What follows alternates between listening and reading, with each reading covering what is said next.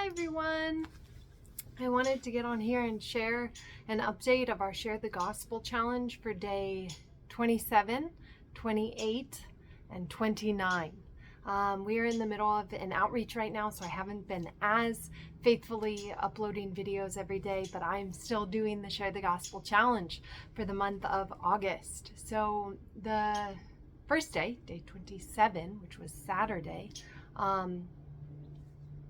we went to the U of A because that's where we're sharing the gospel right now. And there was one person in particular who I felt was like a really blessed encounter. On that day, there was someone walking towards us, and I just said confidently and boldly, I have a question for you.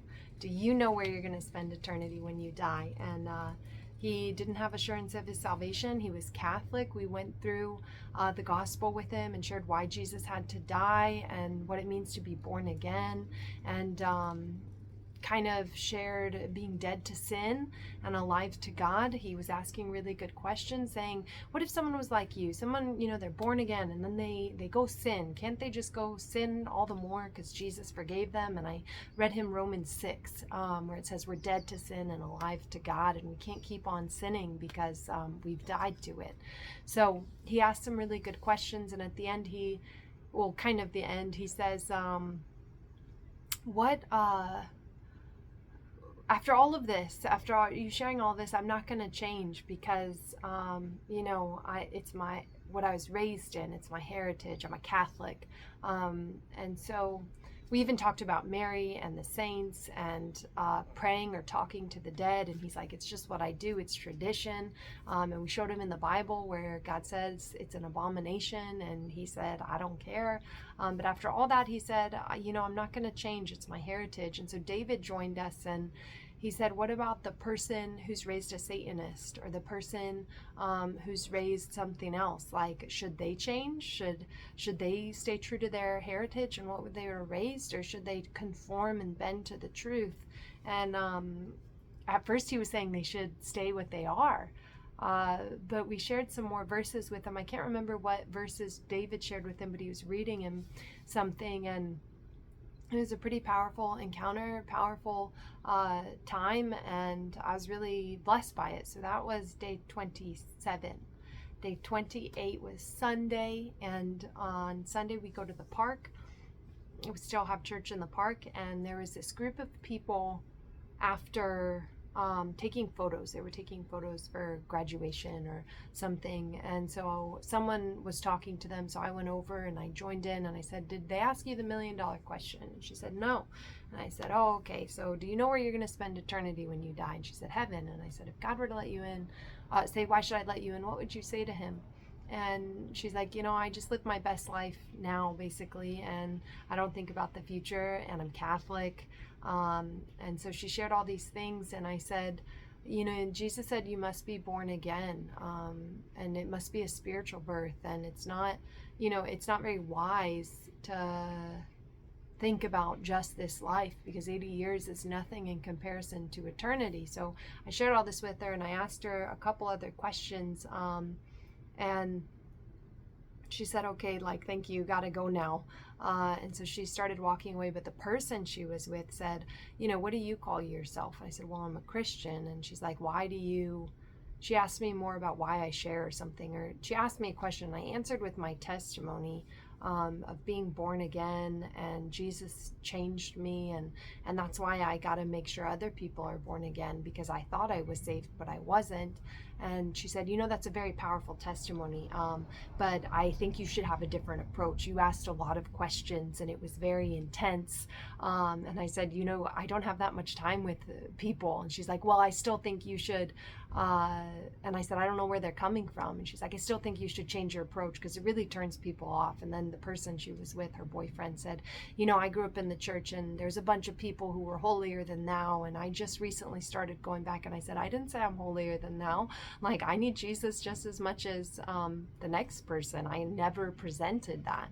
And he's like, well, still, that's why I left. And so they left very judgmental and sort of accusatory, but I still felt like it was blessed.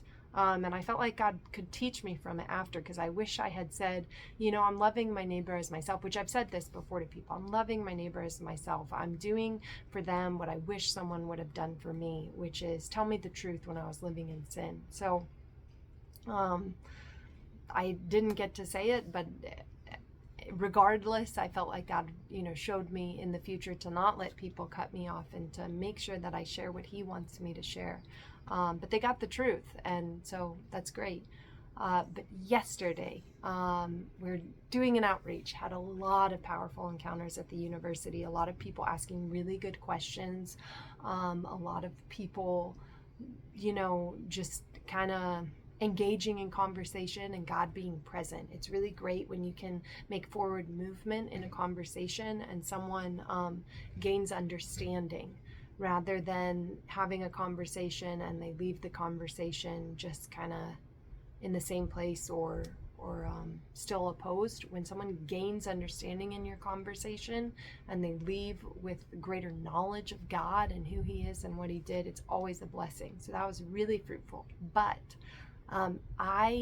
so one of the hindrances that I had in sharing the gospel, even on outreaches, is when I would go to the bathroom or when I would go and get water, I wouldn't share with anyone during that time. It was like break time. And then when I got back to the spot, I would share. And I felt like God was saying, during this month to break that, because I should be able to share with anyone at any time. So I was going to the bathroom and I passed by this table, and there's this one girl at one table and another girl at another table. And I thought, I should share with that girl, the second girl. But I was like, I don't want to. So I was going to the bathroom and I said, I will obey you, God. I will, share with whoever you tell me to share. And so when I came out, I said, hey, I wanted to give this to you. It's $1 million bill. And she's like, I got one already. And I said, what do you think of it? And she's like, I told the guy I'm not really religious. And I said, well, do you know why Jesus died? And she said, no. And so I said, well, Jesus died because your sin cost something. And I said, have you ever told a lie? Have you ever stolen anything? Took her through the law. And she said, yes, she sinned. And I said, well, Jesus died taking the punishment for your sin, the penalty for your sin, because our sin does cost something. And when we die, we're going to face God and be judged for everything we did in the body, whether good or bad. And Jesus is the only way that we can be saved. Jesus is the only way that our punishment or penalty is dealt with. Otherwise, we owe God. And so I shared that with her and she said, thank you. And I walked away, and then I felt like, I should have her look up a video. So I turned around and went back and I said, would you watch a YouTube video, an 11-minute video, if I had you look it up? And she's like, yeah, my phone only has 6%, so write it down. So I had her look up Eric Luddy, the gospel. And I didn't get her name, and it was a very brief encounter, but I felt blessed and grateful that it's like, I won't be bound by anything. I won't let anything stand in the way. So I was grateful that I shared, but those are the updates for the last 3 days. There's only 2 days left in this challenge. And through this challenge, I think one of the biggest things I've been learning is dependence on God. Life is supposed to be an adventure. Life is supposed to be something fun. Life with Jesus is supposed to be one of the most blessed, most exciting things. So I've been facing each day, instead of with apprehension, saying, okay, God, this is an adventure with you, and you're going to show me who to talk to, and you're going to do it in me and through me. Because really, I just want to be used by God and do his will. So through all of this, God's showing me I can't change myself, the sinfulness of my desires, that I don't want to do his will in my own flesh or in my own self, but submitted to him and surrendered to him, I do. So he's the one who has to come in and change me. I cooperate. I participate in yielding and saying yes, and then he comes in with the strength and the power. There was even someone yesterday, a Muslim we were talking to. I read him 1 John 3, where it says, anyone who practices sin is of the devil, and because sin is lawlessness, and he's a child of the devil. But anyone who does what is righteous is a child of God, because this guy was shared transparently that he had sin areas in his life. And so after I read in 1 John 3, that section that talks about, the children of God, he said, so you're saying that I'm a child of the devil? And I said, yes. And he said, and you're saying that God lives in you? And I said, yes. And he said, and you're saying that God's speaking to me through you right now? And I said, yes. And he said, I don't believe you. But it was kind of I felt like a powerful moment where he was speaking the truth, and the truth was presented through his own lips, and he still didn't believe it. So I'm praying that those words haunt him, and God just chases him down, hunts him down. But I'm grateful, and I'm blessed, and God is good. And I just pray you all have a really blessed and a beautiful day. I'll share one more thought. I had a thought this morning. I thought I'm living a life I don't deserve. So I should be grateful for every single day. Like, I'm living a life that, because no one deserves it. Like, all the people we're sharing with who reject us, they don't deserve God's grace any more than I deserve God's grace. I don't deserve God's grace. None of us deserve God's grace. And so I had this thought, I'm living a life that I don't deserve. I should be grateful for every single day and live every single day to serve God. So I love you all in the Lord. I pray you're all blessed and encouraged and edified and strengthened, and you all learn how to share the gospel and the grace of God and the power of God by the power of the Holy Spirit. And I pray you all have a blessed and a beautiful day, a day filled with God's beauty. Bye.